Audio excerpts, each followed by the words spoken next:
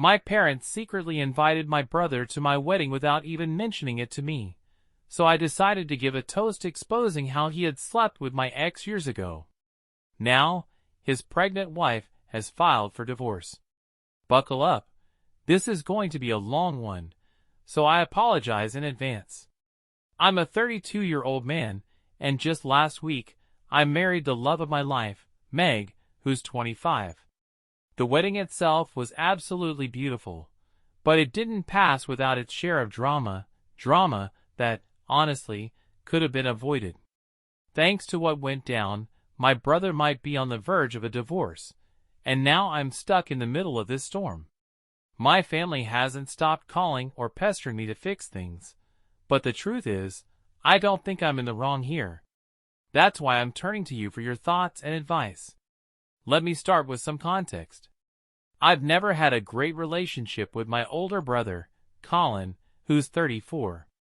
As kids, we were relatively close, well, as close as you'd expect two brothers to be. It wasn't all sunshine and rainbows. We had plenty of fights like any siblings do, but there was still a sense of loyalty. I had his back, and I trusted he had mine. For the most part, that dynamic worked, and everything seemed fine between us. Our parents always emphasized the importance of family, drilling into us that we should always prioritize each other no matter what. It's unfortunate that I seem to be the only one who actually absorbed that lesson. 6 years ago, when I was 26, I started dating a woman named Shay, who's now 32. I fell head over heels for her, completely smitten. Everyone around me knew how crazy I was about her. She was part of the same friend group I hung out with, and the moment I met her, I was captivated. To me, she seemed like the perfect package. Tall, gorgeous, articulate, intelligent, the whole deal. I was so infatuated with her that I completely ignored all the warning signs, and let me tell you, there were plenty. Shay was not good for me, and in hindsight, I can see that clearly. But back then, I couldn't. She was toxic, but I was too blinded by how much I liked her to realize it. The second I started dating her, my life was suddenly consumed by drama. It was like she brought chaos wherever she went. She had a strong personality, too strong for me, honestly, and seemed to thrive on conflict. Meanwhile, I'm a pretty laid-back, non-confrontational guy, so our personalities clashed big time. Every week, there was a new argument about something that seemed completely unimportant to me. But I was hooked on her, and because of that, I ignored all the red flags. About 6 months into our relationship, I discovered she was cheating on me with someone she worked with. I didn't go looking for it. It was one of those things I stumbled upon accidentally. I was crushed. When I confronted her, she denied it over and over until she finally broke down and admitted everything. I was devastated, but she begged me to forgive her, saying it was a huge mistake and that she'd do anything to regain my trust. Against my better judgment, I decided to give her another chance. Deep down, I knew it wasn't the right choice, but I let my emotions cloud my logic. See, I've always believed that once a cheater, always a cheater, and I've never been proven wrong on that front. Throughout my life, I've seen people who cheat, and none of them have ever truly changed. I knew that, yet I still convinced myself that maybe this time would be different. Maybe Shay was different. At first, things seemed to improve. For a few weeks, everything felt like it was back on track. I even started to believe we could move past what had happened and rebuild our relationship. But about 3 or 4 months later, I couldn't shake this gut feeling that something wasn't right. She started acting distant and secretive. I had no solid proof and didn't want to believe she was cheating again, so I pushed the thoughts aside. I rationalized her behavior and tried to convince myself that I was just being paranoid. Her behavior kept gnawing at me, no matter how much I tried to rationalize it. Eventually, I couldn't hold back any longer and asked her outright if there was something she wanted to tell me or if something was going on. Instead of reassuring me, she became defensive, turning the tables, and accusing me of doubting her for no reason. She even said that if I had already decided never to trust her again, I should have told her sooner, so she wouldn't waste her time trying to earn my trust back. Looking back, I can see now that she was gaslighting me, making me question my own instincts. She convinced me that I was just being paranoid, and once again, I let myself believe her. I know it sounds foolish, but I genuinely wanted to trust her. Still, that nagging feeling in the back of my mind wouldn't go away. A few weeks passed, and her strange behavior didn't stop. I didn't have any concrete evidence, but the constant overthinking was driving me insane. In a moment of desperation, I started checking her phone behind her back. I know, that's the moment I should have realized the relationship was already over.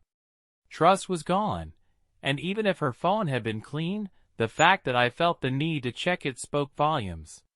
But in hindsight, I'm glad I did, because what I found changed my life forever. It took me some time to piece everything together, but once it clicked, it felt like I'd been hit by a truck. She wasn't just cheating on me. She had been cheating for a while. And the part that destroyed me? The person she was cheating with was my own brother, Colin. I don't think I've ever felt pain as raw and overwhelming as I did in that moment. Two people who were supposed to love and care about me the most had betrayed me in the worst possible way. As I scrolled through their texts, I felt like my whole world was crumbling. I wanted to collapse right there, bury my face in my hands, and just cry until I had nothing left. That's when Shay walked into the room and saw me holding her phone. She immediately started yelling, furious that I had invaded her privacy. But I didn't even respond.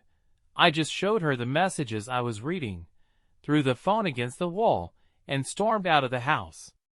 I don't know how long I walked, maybe 3 or 4 hours, but I needed to get away. Shay called me a couple of times, but I ignored her. When she realized I wasn't going to pick up, she got Colin to call me instead. He tried once and then sent a few texts, saying things like, "Let me explain," and "It's not what you think." But I wasn't having any of it. What I saw was all the explanation I needed. There was no misunderstanding, and I wasn't about to doubt my own eyes. When I finally returned home, I sent Shay a message telling her to collect her belongings the next day. She called me again, but I didn't answer. For the next few days, I felt completely numb, like I was moving through life on autopilot. Shay came by, packed her things, and left without causing a scene, which I was grateful for. Colin didn't reach out after that, and honestly, what could he have even said? There were no words that could fix what he'd done. About a week later, I called my parents and told them everything. I didn't hold back. I explained exactly what had happened and made it clear that Colin was dead to me. I also told them I wouldn't be visiting their house if he was around. At first, my parents were incredibly supportive. They were shocked and upset about the situation and stood firmly by my side. I even heard that they confronted Colin and gave him an earful. Apparently, he tried to justify his actions by saying he and Shay were in love, but my parents didn't buy it. I'll always be thankful for how they handled things in those early days. I cut Colin off completely and started going to therapy to deal with the fallout. Therapy helped me realize just how toxic Shay had been for me, and slowly, I began to see the situation as a blessing in disguise. It hurt like hell, but I came to believe that God had a plan, that this was His way of protecting me from a future filled with even more pain. Over time, I healed. I moved on from that chapter of my life and never forgave Colin. I never spoke to him again either. A few months later, I met Meg, and everything changed for the better. With Meg, things were completely different. Our relationship was calm, steady, and free of all the chaos I had dealt with before. She was my peace. I didn't tell my family about her at first, not until years later, when we were ready to get married. Meg knew all about my history with Colin and my family dynamics. She understood my hesitation about introducing her to them and supported me every step of the way. When I finally told my parents about Meg and our engagement, they were thrilled. They congratulated me, saying how happy they were that I'd found someone who made me so happy. But then, they said something that caught me off guard. They told me they were even happier because, in their words, now we can be a real family again. Confused, I asked them what they meant. My mom explained that now that I'd moved on from Shay and Colin wasn't with her anymore, she thought it was time for Colin and me to patch things up.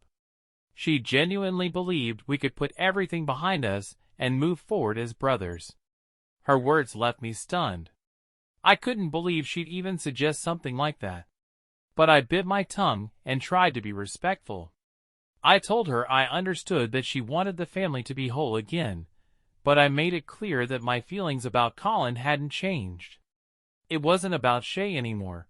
It was about the betrayal. My own brother had gone behind my back and slept with my girlfriend, and I told her there was no forgiving that. That's when Mom got upset and told me I needed to understand that no matter what happens, Colin and I are family. According to her, brothers should always stick together. I told her that this lesson about loyalty should have been directed at Colin when he decided to betray me. He was the one who wronged me. I was the victim, so it was my choice whether or not to forgive him. Things were getting pretty heated between Mom and me when Dad stepped in to calm the situation. He told Mom to drop it and not push me into something I wasn't comfortable with. Mom grudgingly agreed, but I could see she wasn't happy about it. Dinner was tense. Mom tried to involve Meg, hoping she'd convince me to reconsider, but Meg wasn't having it. She calmly told Mom that she trusted me to make my own decisions, and that if I ever decided to forgive Colin, it would be on my terms. Mom was practically fuming at this point. I didn't understand how she could expect me to just forgive and forget like nothing happened. She seemed determined to hold on to this fantasy of a perfect, harmonious family, even though it was obvious that things would never go back to the way they were. Eventually, Dad put his foot down, saying the topic was off limits, and Mom agreed. Over time, things between us got better. She stopped bringing up Colin and started respecting boundaries, which I appreciated.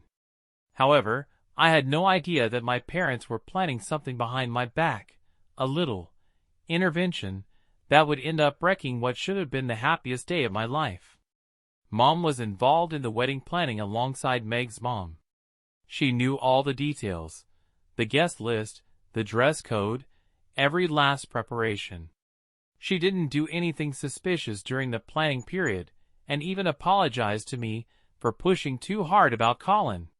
She claimed to understand now why reconciliation wasn't possible, given the depth of Colin's betrayal. With her seeming so genuine, I had no reason to doubt her. But I should have. On my wedding day, my best man, Rick, 32M, and a good friend since school, came rushing to me, looking frantic. He said there was a problem I needed to handle immediately. When I asked what was going on, Rick told me that my parents had arrived at the venue with Colin and his wife in tow. I was furious. Rick explained that he tried to resolve it quietly, asking them to leave, but they refused. Mom had brushed him off, saying that Colin was my real brother, and that I would obviously choose Colin over Rick. Can you believe that? She honestly thought I'd just roll over and accept this. I immediately called my dad to demand an explanation. He admitted they had brought Colin and his wife because they didn't want the extended family to think there was a rift between us. He asked me to put on a show for a couple of hours so everything would seem fine. According to him, it was all for the greater good, and it wouldn't hurt me to just go along with it for the day. I couldn't believe what I was hearing. My dad, the man who was supposed to have my back, had betrayed my trust. I told him as much, comparing his actions to Colin's betrayal. Instead of understanding, he accused me of being dramatic and told me to tuck it up for the sake of the family. I shot back, telling him that this was my wedding day, not some random family gathering where I could just fake a smile and play nice. He tried to downplay the situation, but I wasn't having it. Looking back, I wish I'd asked him why this pretense of family unity was suddenly so important when no one cared to include me in Colin's wedding. I hadn't even known he was married.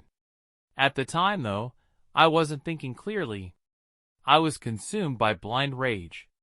All I wanted was to march over there, grab them by their collars, and throw them all out of the venue.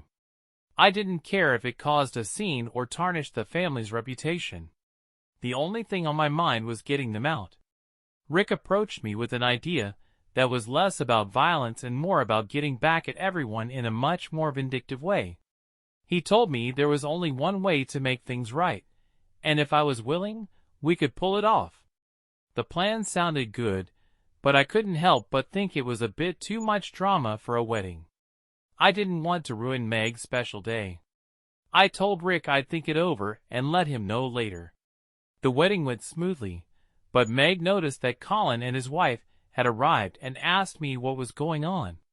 I briefly explained what had happened. Once the ceremony was over, I pulled her aside and asked if she was okay with me following through on Rick's plan.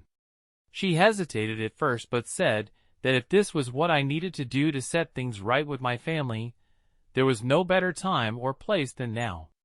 She told me she had my full support. I was grateful. I loved my wife so much. I told her to just relax and enjoy the drama, because things were about to get interesting.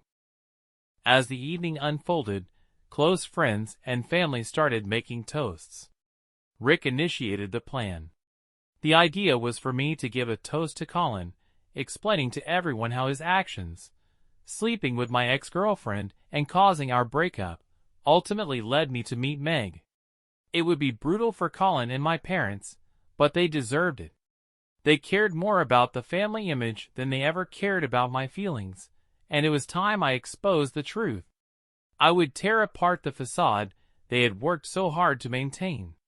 When the time came, and after everyone had said their piece about Meg and me, I stood up.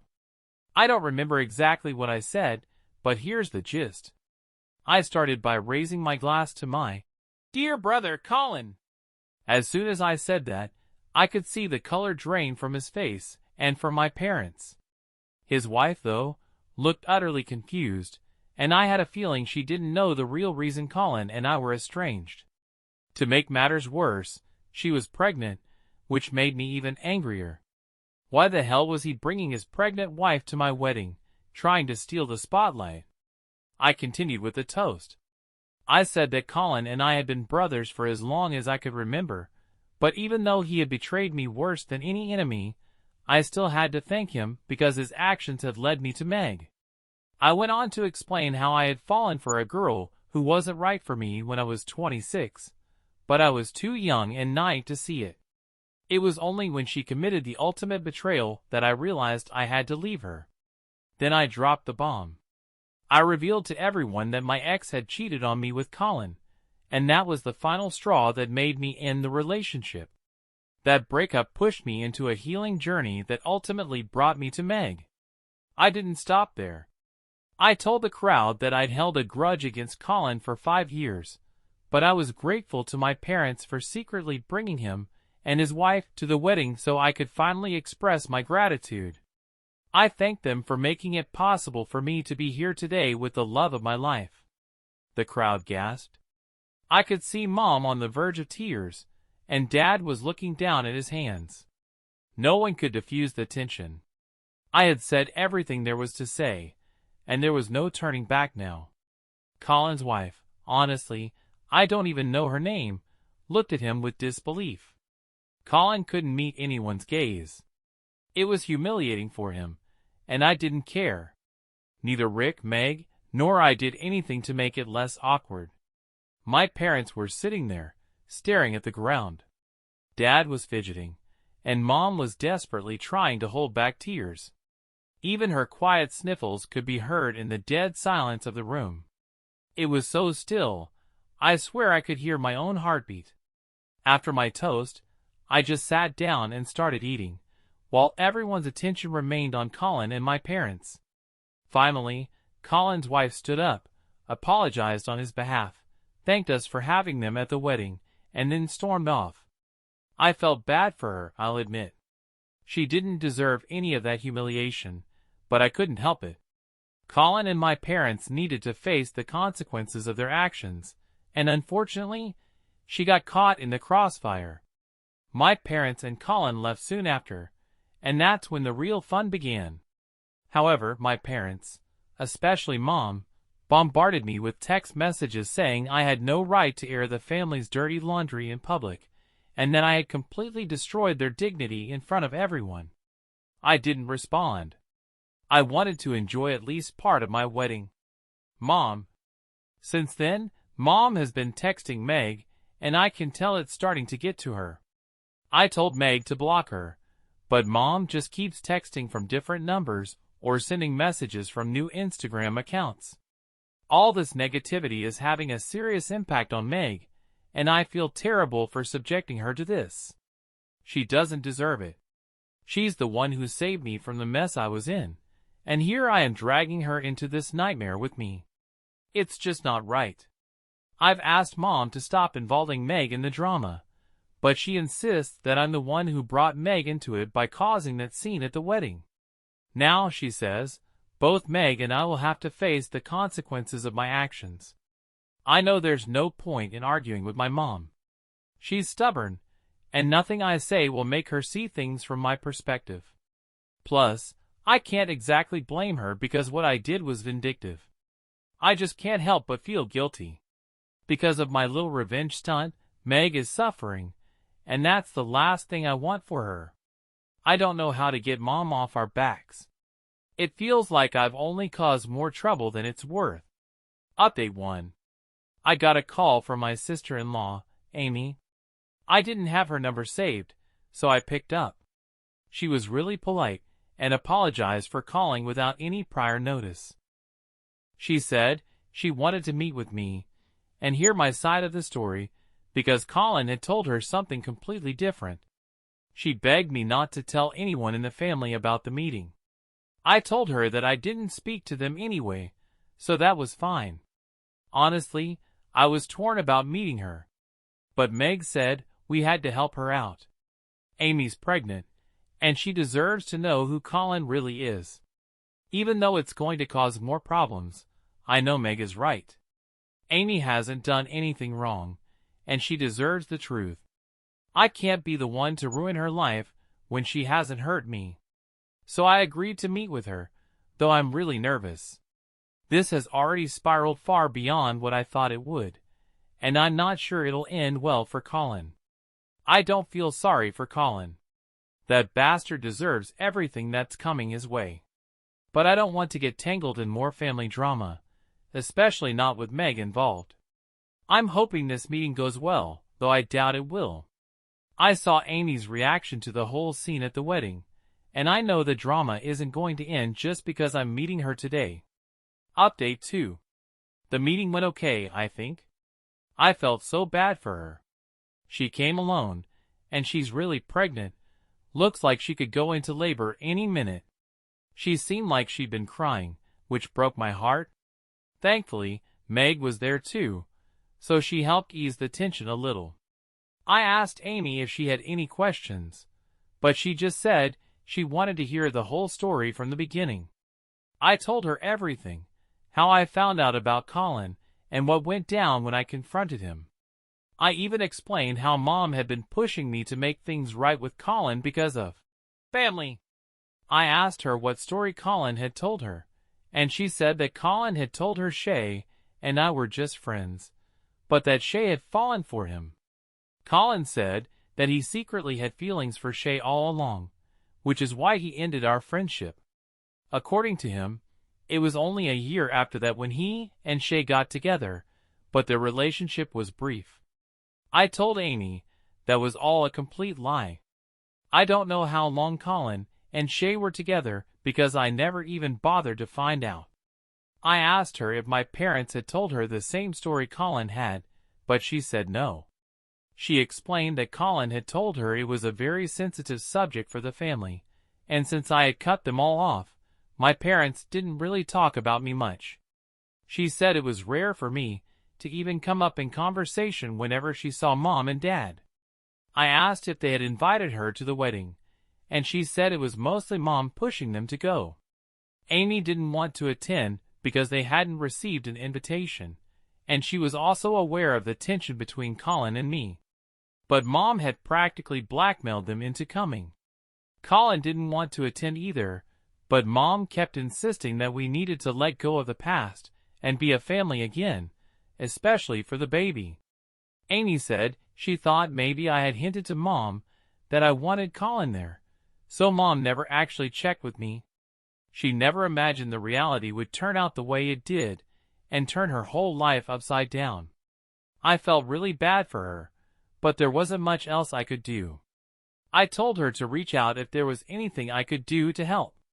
I didn't want her to suffer just because Colin's such a horrible person who not only betrays his brother, but also lies to his wife. I think Amy's going to go ahead with the divorce. She seemed pretty upset, and I don't blame her. I just hope it works out for her. Being a single mom isn't easy. Update 3. Amy has filed for divorce. My dad called me to let me know, and unlike Colin and Mom, he isn't blaming me for everything that happened. He just said that Colin's going through a tough time right now and might try to contact me, but he asked me to stay away. I told him that I've been staying away this whole time, especially since they decided to bring Colin to my wedding. He didn't have much to say to that. Apparently my mom and Colin are still trying to get in touch with me, but they've been blocked everywhere, so I'm safe from their constant barrage. I don't know the full details of the divorce, but I do know Colin's not taking it well. He really loves Amy, and I think karma's finally coming back to haunt him. I can't help but feel a little bit smug about it. I feel bad for Amy and Meg, and I know we'll offer her help once the baby comes, but I don't feel any guilt for Colin. He deserves this. He broke me on purpose once, and now he's the one who's broken. That's what happens when you betray someone's trust and wrong them.